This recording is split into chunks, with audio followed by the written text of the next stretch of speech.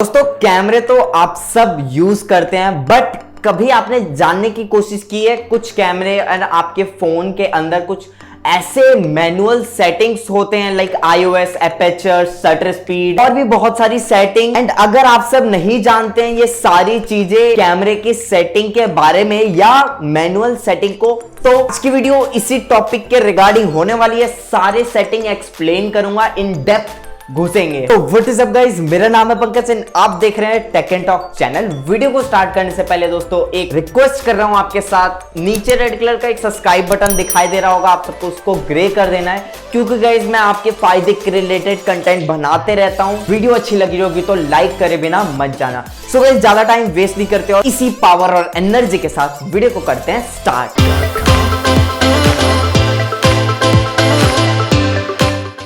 दोस्तों सबसे पहले जो सेटिंग आप सबको मैनुअली देखने को मिलती है कैमरे में वो होता है ISO। सबसे पहले बता दूं क्या है, तो बेसिकली ये एक कैमरा का सेटिंग है एंड कह सकते हैं आप फीचर है जिसके थ्रू आप सब अपनी फोटो को एडजस्ट कर सकते हैं ब्राइट टू डार्क। मतलब कि गाइस अगर आप सब अपने ISO को बढ़ाएंगे मैनुअल सेटिंग में जाके, मैनुअल कैमरे की सेटिंग में जाके, तो आपकी जो फोटो होगी वो ब्राइटनेस हो जाएगी। एंड अगर आप सब अपने ISO को घटाएंगे तो आपकी जो फोटो होगी, कैमरे में जो पिक्चर आएगी वो पूरी डार्क होगी। सिंपल सा फंडा है, अगर आप सब ISO को बढ़ाएंगे तो इमेज की ब्राइटनेस भी बढ़ेगी, ISO को घटाएंगे तो इमेज की ब्राइटनेस भी या डार्क हो जाएगी। इस ISO को यूज करने के कुछ एडवांटेज और डिसएडवांटेज ये है, अगर गाइस आपका ISO मैक्स लेवल तक चले जाता है तो आपका फोटो की जो नॉइस होगी वो ज्यादा रहेगी एंड आप सबको ओवर ब्राइटनेस अपनी फोटो में देखेगी। वही अगर आप सब अपने ISO को डाउन रखेंगे या आप कह सकते हैं एवरेज रखेंगे तो आपकी फोटो काफी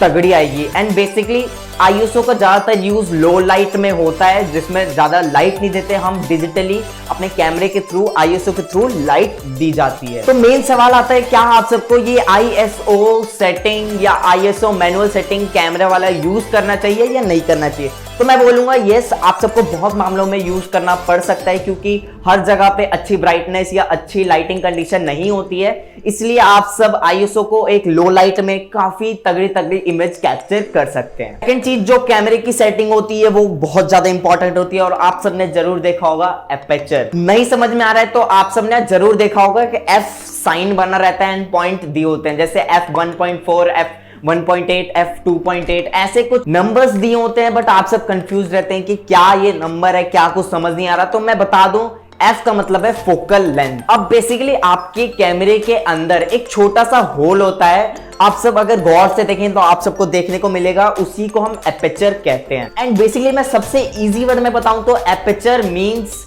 बैकग्राउंड ब्लर।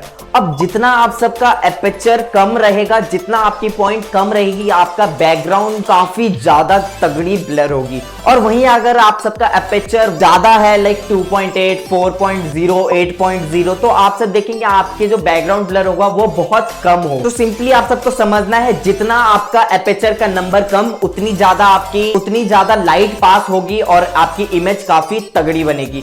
एंड जितना आप सबका एपर्चर ज्यादा रहेगा, ज्यादा वैल्यू पे रहेगा, उतना आपका लाइट कम आएगी, फोटो की क्वालिटी भी काफी घट जाएगी। सिंपली समझना है कि जितना आपका पॉइंट कम हो, या आप सबने कभी फोन के एड्स में देखे होंगे वहां पे एपर्चर 1.8, 1.4 लिखा होता है, तो काफी तगड़ी आजकल के फोन में एपर्चर आने लगी है जो कि काफी अच्छी ठीक ठाक ब्लर करती है बैकग्राउंड। थर्ड चीज आप सबको कैमरे सेटिंग में ये देखने को मिलती होगी शटर स्पीड। अब बेसिकली ये एक पार्ट है हमारे कैमरे के अंदर, चाहे वो फोन का हो या एक डिजिटल कैमरे का हो। अब बेसिकली शटर स्पीड होता क्या है, ये एक पर्टिकुलर टाइम के लिए आपका शटर ऑन करता है जैसी आपकी फोटो क्लिक होती है। लाइक आप सबने अपने मैनुअल सेटिंग में जरूर देखे होंगे 1 second/12, 1/12, 1/15, 1/8 या 4 सेकंड, 0 सेकंड, ऐसे कुछ सेकंड्स में दिए होते हैं, बट आप सबको क्लियर नहीं हो पाता होगा क्या इसका हमें एग्जैक्टली यूज है। तो मैं बताता हूं। तो इसका मतलब ये है कि अगर आप सब अपने शटर स्पीड को फास्ट रखेंगे तो आपकी जो सब्जेक्ट होगी विदाउट ब्लर एंड फ्रीज रहेगी, मतलब रुकी रहेगी एंड विदाउट कोई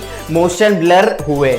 और वहीं अगर आप सब अपने शटर स्पीड को लो कर देते हैं, लाइक लो सेटिंग में ले जाते हैं, तो आप सबको बहुत सारे नॉइज देखने को मिलती होगी, आपकी जो सब्जेक्ट होता है वो पूरी तरीके से ब्लर हो जाता है, मोशन भी अच्छे से ढंग से कैप्चर नहीं कर पाता। आप सबने बहुत सारे ऐसे कुछ लाइट्स देखे होंगे जो कि शटर स्पीड को हाई करके बनाए जाते हैं और आप सब देखेंगे काफी तगड़ी और ग्रेट फोटोज ली जाती हैं, ऐसे लाइट वाइट जल रही होती हैं। अब मैं बता सकता हूं आप इस शटर स्पीड के सेटिंग के थ्रू आप सब ऐसी लाइटिंग कर सकते हैं। अब बेसिकली मैंने इसके लिए एक पर्टिकुलर वीडियो भी बनाई थी, फोन कैमरे के रिगार्डिंग टिप्स एंड ट्रिक्स बताई थी, आप सबको आई बटन में भी मैं दे दूंगा। बट यहां पे आप सब कैसे कर सकते हैं गाइस, बस आपको दो चीजों का ध्यान रखना है, आईएसओ और शटर स्पीड। आईएसओ रखना है आप सबको मिनिमम, जितना मिनिमम हो सके लाइक 100। शटर स्पीड को कर देना है फुल, लाइक 25 से 15 सेकंड। जितना आप ज्यादा हाई करेंगे आपकी इमेज काफी तगड़ी आएगी। और बेसिकली मैंने ऐसे कुछ करके काफी तगड़ी तगड़ी इमेज खींची थी जो कि आप स्क्रीन पे देख सकते हैं। आप भी इस शटर स्पीड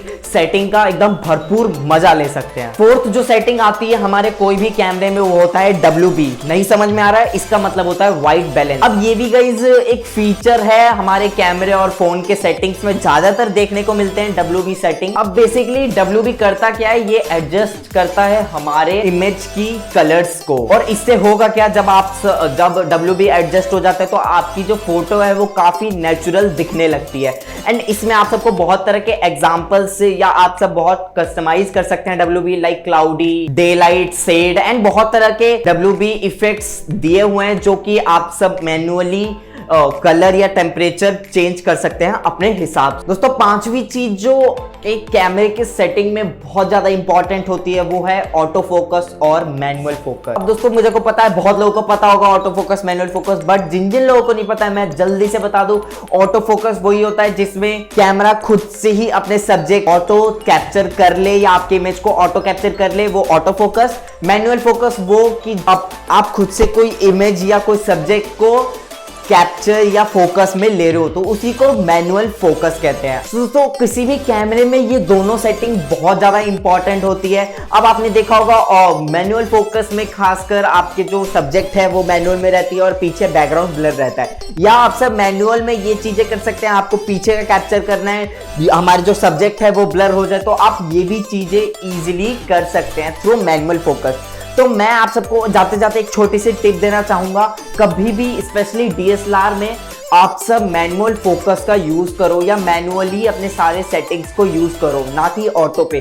क्योंकि ऑटो पे आप सबको पता ही है क्या कभी कभी कुछ भी कैप्चर कर भी आपका चेहरा ही फोकस में नहीं ले रहा तो वो चीजें फिर दिक्कत फेस करने लगती हैं। इसलिए मैं बोलूंगा मैनुअली सारी चीजें करो। आप सब जब मैनुअली सारी चीजें करोगे तो आपको दिखाई देगी अपने image quality and video quality में इंप्रूवमेंट दिखेगी। फोन के लिए भी आप सब सेम चीज, अगर आप सबका फोन अलाउ नहीं करता है, अगर आपका कैमरा अलाउ नहीं करता है मैनुअल सेटिंग का, तो आप सब यूज कर सकते हैं कोई third party app like open camera, काफी बढ़िया ऐप है। गाइस होपफुली आप सबको मेरी वीडियो अच्छी लगी होगी। दोस्तों वीडियो अच्छी लगी होगी तो लाइक करे बिना मत जाना, क्योंकि गाइस काफी मेहनत लगती है ऐसे वीडियोस बनाने के लिए। एंड चैनल पे नए हो तो सब्सक्राइब करके ग्रे कर लेना। एंड हम मिलते हैं आप सबको अगले वीडियो में। Okay bye bye.